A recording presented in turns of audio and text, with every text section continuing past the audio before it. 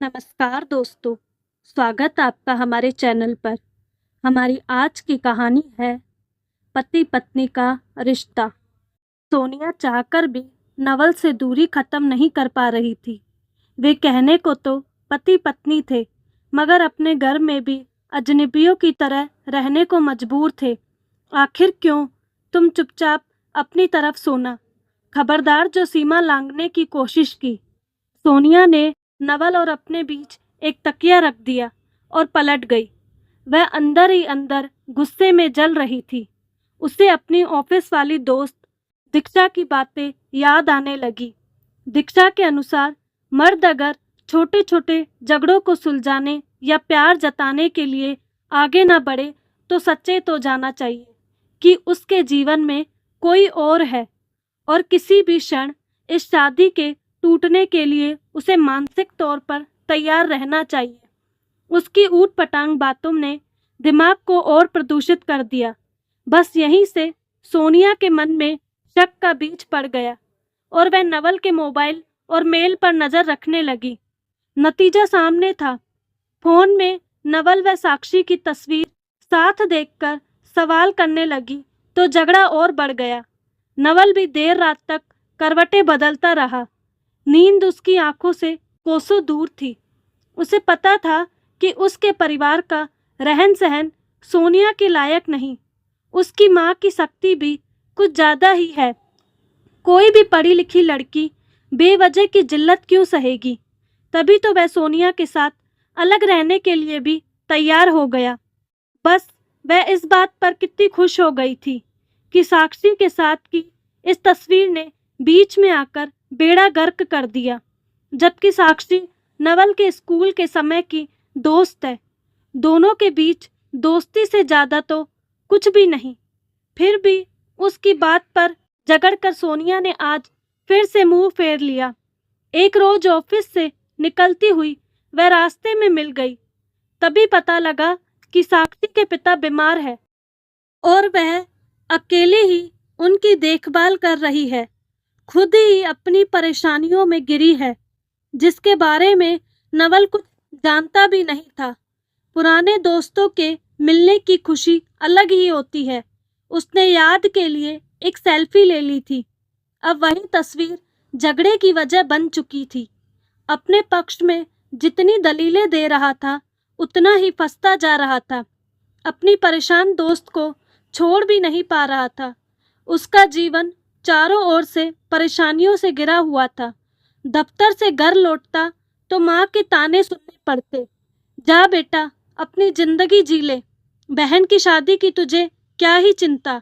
जन्म मैंने दिया तो जिम्मेदारी भी मेरी ही है। मैं भी फिक्र करता हूँ माँ, आप ऐसा ना सोचे। उन्हें दिलासे देकर जब तक सोनिया तक पहुँचता तो उसकी शिकायतों का पिटारा खुल जाता। वह समझ ही नहीं पा रहा था कि जिंदगी में सामंजस्य बिठाए तो कैसे कि सभी खुश रहे। जानता था कि शादी व प्यार मान मनुहार से ही चलता है। पत्नी से ज्यादा महत्वपूर्ण कोई भी नहीं, पर प्यार जताने के लिए भी माहौल चाहिए। अपने मन को मिनटों में कैसे बदले? जिंदगी है सिनेमा तो नहीं जो स्विच ऑफ ऑन करते ही दृश्य बदल दे। मन महसूस कर सोनिया को देखना चाहा तो तकिया बीच में आ गया।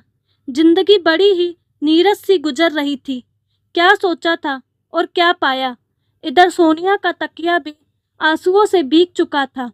बार बार यही ख्याल आ रहा था कि नवल से उससे शादी ही क्यों की? अगर किसी और से प्यार करता था तो फालतू में उसकी जिंदगी खराब की। उसके ऑफिस की सहेलियां अक्सर अपने पति की बातें करती नहीं थकती। वीकेंड्स पर पति के साथ शॉपिंग करती हैं, बाहर खाना खाती है और उसकी हिस्से में बस यही लिखा है, मम्मी जी आज खाने में क्या बनेगा। एक इस बात पर सोनिया का मन बुरी तरह चिढ़ गया। उसकी जिंदगी ऑफिस और रसोई के बीच जाया हो रही थी। उसका भी दिल करता कि नवल कभी तो कोई सरप्राइज दे।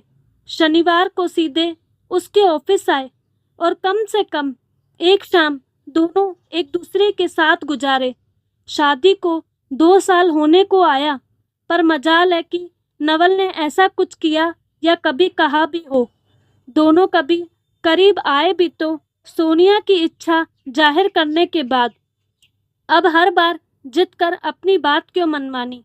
नवल की ओर से कभी तो कोई इशारा हो जो यह दिखाए कि वह भी उसके प्यार में है।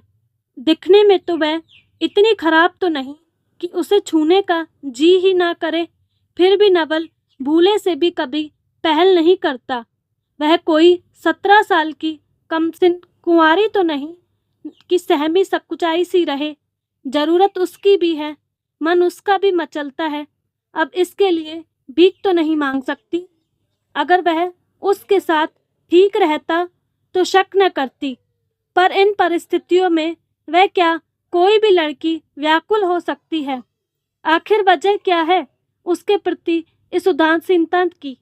यही सब सोचकर उसके आंसू थमते न थे। कहाँ उसकी सहेलियों की रोमानी जिंदगी और कहाँ उसकी यह रोमांस के बिना सूनी सड़कों सी रेखती रेगिस्तानी जिंदगी। कुछ भी हो, पर अब ना सहेगी। उसे और कुछ समझ में नहीं आया तो गुस्से में आकर फिर से तकिया रख दिया। दरअसल सोनिया बेहद संवेदनशील थी। उसकी शादी के लिए एक से एक रिश्ते आए थे, पर उसे हर जगह कोई ना कोई कमी दिख जाती। किसी की लंबाई कम तो किसी का पद छोटा। सच्चाई तो यह थी कि वह बहुत महत्वाकांक्षी थी। महत्वाकांक्षा कोई गलत बात तो नहीं, पर कभी कभी यह निराशाजनक स्थितियां पैदा कर देती है जहां दूर दूर तक आशा की कोई रोशनी दिखाई नहीं देती। इन दुख के क्षणों में उसे अपनी बड़ी बहन का ध्यान आया। क्यों ना वह कुछ दिनों के लिए उनके पास चली जाए। सुबह होते ही अपना फैसला सुना दिया। मैं सारी उम्र चार दीवारी में कैद पंछी की तरह नहीं जी सकती। बस अपना सोच रही हो। अपनी सुरक्षा पहले कर लूं। यहाँ पागल होने से अच्छा है दीदी के पास चली जाऊं। नहीं नहीं, ऐसा मत करो, मुझे थोड़ा सा वक्त दो। दरअसल मम्मी के मन में वहम है कि हम दोनों की नज़दीकियां बड़ी तो बहन की शादी की बात दरकिनार हो जाएगी। बेटी से अगर इतना स्नेह कि बेटे की खुशी देखी नहीं जा रही, फिर तो तुम्हें बहन की शादी करा कर ही अपनी शादी करनी चाहिए थी। हाँ, कोशिश की थी, मगर ढंग का रिश्ता भी तो मिलना चाहिए। हाँ तो ढूंढो ना। सब सारी जिम्मेदारियां निभा लोगे तब मुझे लेने आना। सोनिया ने भी मन खोल कर रख दिया। वह किसी हाल में झुकने को तैयार न थी। ऑफिस व घर के काम का बोझ तो सह भी लेती अगर नवल के स्नेह का मरहम लगता। नवल अपने ही परिवार के व्यवहार से दुखी था। माँ और बहनें पहले ही उसे नहीं समझ रहे थे और अब सोनिया भी कुछ सुनने को तैयार ही नहीं थी। उसने बहुत हाथ पांव जोड़े, पर वह रुकने के लिए कतई राजी न हुई। समझ में नहीं आ रहा था कि करे तो क्या करे। वह अपने परिवार का इकलौता लड़का था। शादी के लिए छोटी बहन कुंवारी थी। माँ की इच्छा थी कि पहले बेटी के हाथ पीले कर दे, फिर बेटे की शादी हो। लड़के के लिए अच्छे परिवार का रिश्ता आया तो मना नहीं कर पाई। बेटी की शादी धूमधाम से संपन्न करने के बाद ही बहू घर लाना चाहती थी। उनके मन में एक ही डर व्याप्त था कि बहू उनके बेटे को अपने रंग में न रंग ले, इसलिए वे शादी टालना चाहती थी। मगर सगाई के कुछ ही दिनों बाद जब लड़की वाले शादी के लिए जोर देने लगे तो उन्होंने बड़े ही बेमन से रजामंदी दे दी। कहीं न कहीं वे बुरी तरह से खार खाए रहती, जब तक बहू की लगाम कसने की फिराक में लगी रहती। ऑफिस से घर आते ही एक प्याला चाय पूछने के बजाय खाने की फरमाइशों की जड़ी लगा देती। बेचारी लड़की मर मर के सारे काम निपटाती। आराम करने जब अपने कमरे में आती तो पति के स्नेहशील स्पर्श के लिए तरस जाती। क्या करती, कहाँ जाती। अपनी नाराजगी दिखाने से भी कुछ हासिल नहीं हो रहा था। उसे कुछ समझ ही नहीं आ रहा था। अपना दुख घर वालों को बताकर परेशान नहीं करना चाहती थी। तभी चुपचाप अगली ही सुबह बड़ी बहन के घर आ गई। वह उसी शहर के दूसरे कोने में रहती थी। पहले तो अचानक अकेली आई देखकर जीजाजी चौंक गए, पर दीदी ने उसके उतरे चेहरे को देखकर कुछ भी पूछने से मना कर दिया। इधर सोनिया के जाने के बाद नवल बहुत अकेलापन महसूस कर रहा था।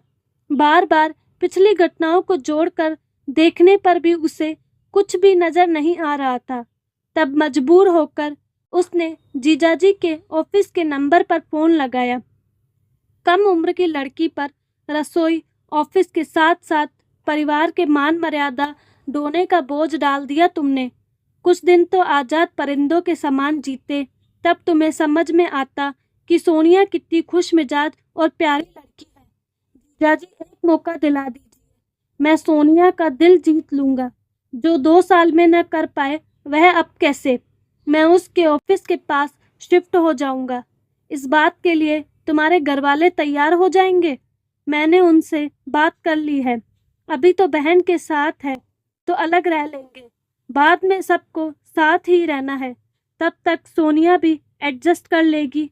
परिवार की जिम्मेदारियों को निभाने के लिए मैं ऑफिस से पहले घर जाऊंगा और फिर सोनिया के पास चला जाऊंगा। ठीक है, मैं कुछ करता हूँ। अगले हफ्ते सोनिया के जन्मदिन की पार्टी रखी है। तुम चाहो तो आकर अपनी बात कहने की कोशिश करना, पर मुझसे किसी किस्म की मदद की कोई उम्मीद मत रखना। आखिर निर्णय सोनिया का होगा। हम दोनों पति पत्नी के झगड़ों में नहीं पड़ना चाहते। बड़ी मिन्नतों के बाद जीजाजी मान गए। उनकी गिनती शहर के जाने माने प्रतिष्ठित व्यक्तियों में थी। वे चाहते तो अनाधिकार कुछ भी कह सकते थे, परंतु उन्होंने न केवल सोनिया को सहारा दिया बल्कि उसके ऊपर भी कोई आपत्तिजनक टिप्पणी नहीं की। अब उसे समझ में आ रहा था कि उन दोनों के घर के वातावरण में कितना फर्क था। आजाद ख्याल सोनिया उसके घर के संकीर्ण माहौल में क्यों कुमला गई थी। खैर, वह बस इसी बात पर खुश था कि उसे सोनिया को मनाने का मौका मिल गया। सोनिया नवल को याद कर सुबह से ही उदास थी, माना नवल से गुस्सा होकर आई है, पर वह चाहता तो मना भी सकता था। न फोन न कोई मेल, जाने कैसा बेरुख आदमी है।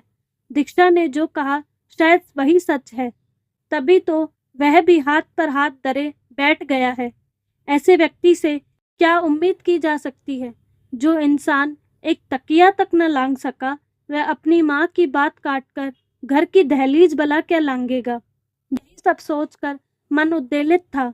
इन बातों से बेखबर दीदी उसकी पसंद का खाना बना रही थी। दोनों बहनों की उम्र में बहुत फर्क था। उनके बच्चे कॉलेज में पढ़ रहे थे, तभी तो दीदी ने अपने घर में उसे ऐसे रखा था जैसे कोई नन्हा बच्चा भटकता हुआ खेलने पहुंच जाता है। वह खुशी खुशी शाम के पार्टी की तैयारियां कर रही थी। यहाँ हर तरह की आज़ादी थी, पर फिर भी मन में एक अजीब सा सूनापन था। कैसी हुक सी उठती थी और क्यों, उसे कुछ न सूझ रहा था। खैर, जीजाजी ने उसके जन्मदिन की पार्टी में शहर के सभी अच्छे परिवारों को बुलाया था। आज कोई पसंद आए तो बताना। शहर के सभी हैंडसम नौजवानों को बुलाया है। अरे नहीं जीजाजी, अब कुछ भी मन नहीं करता। इतना प्यार दिया नवल ने कि मन भर गया। जीजाजी ने चुटकी ली तो वह एक जूठा ठहाका लगाकर पलटी ही थी कि अनजाने वेश में एक जानी पहचानी सी आवाज ने हैप्पी बर्थडे कहा तो चौंक गई। मैं आई डांस विद यू। कब उसके हाथों में हाथ दिया और कब नाचती हुई बाहों में समा गई, उसे खुद ही पता नहीं चला। उसने फुसफुसा कर जब कानों में लव यू जान कहा तो जैसे रेगिस्तान पर पहली ओस की बूंद सी ठंडक महसूस हुई। उसे तो यकीन ही नहीं हो रहा था कि यह वही शख्स है जिसके साथ उसने एक छत के नीचे 2 साल गुजारे हैं। आज 1 घंटे के अंदर उसने अपने बेबाक अंदाज से उसका दिल चुरा लिया। दीदी और जीजाजी इन नवीन बदलावों से अनजान बनने की एक्टिंग कर रहे थे। तभी नवल ने घुटनों के बल बैठकर एक बार फिर से सोनिया की आंखों में जागते हुए कहा, क्या तुम मेरी बनोगी सोनिया, अपने घर चलोगी? सोनिया यही तो चाहती थी कि नवल के प्यार के इजहार में द्रवित हो गई। धीमे से हामी में सिर हिला दिया। अगली सुबह दोनों अपने घर में थे। बाहर सोनिया नवल सदन लिखा था। हाँ, यह उन दोनों का घर था। नवल आज जी भरकर प्यार करना चाहता था। ठीक है कि अभी तक उसके परिवार को अपने प्यार के ऊपर प्राथमिकता दी थी, तभी तो खुलकर कदम नहीं बढ़ा सका था। अपने प्यार का सलीके से इजहार तक नहीं कर पाया था।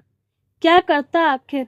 ऑफिस से सोचकर घर आता कि सोनिया के साथ क्वालिटी टाइम बिताएगा, पर माँ के व्यंग्य और सोनिया की नाराजगी से टूट जाता। बात करेगा तो बात बढ़ेगी और घरवालों उनके बीच की दूरियों का पता लग जाएगा। यही सोचकर मन मसोस कर रह जाता। बीवी को यह भी नहीं समझा पाता कि बेगम शादी की है आपसे। पुराने इश्क में अगर दम होता तो शादी करता ही क्यों? मैं तो खाली दिल और जज्बा लेकर जुड़ने आया था, आप ही जुड़ ना सकी। वाह जी वाह! उल्टा चोर कोतवाल को डांटे। हम नहीं जुड़े या आपने बेरुखी दिखाई? आज दोनों के मन में अपने संवाद चल रहे थे। कुछ मत सोचो, सब भूल कर बस प्यार करो।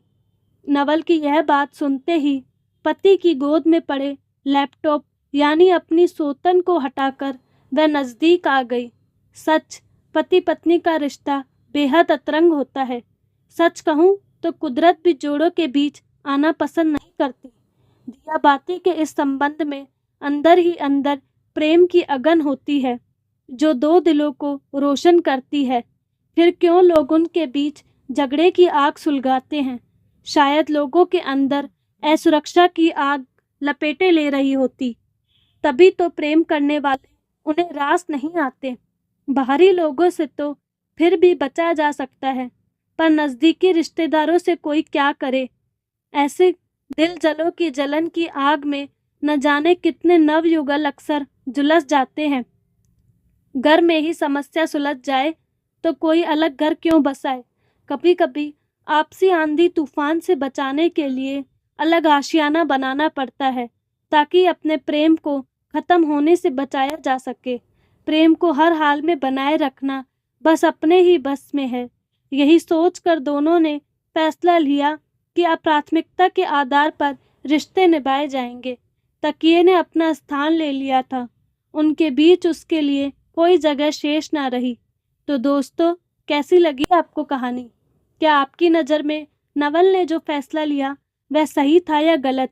अपनी राय कमेंट बॉक्स में ज़रूर दीजिएगा। अगर अभी तक आपने हमारे चैनल को सब्सक्राइब नहीं किया तो प्लीज़ चैनल को लाइक, शेयर एंड सब्सक्राइब ज़रूर करें। धन्यवाद।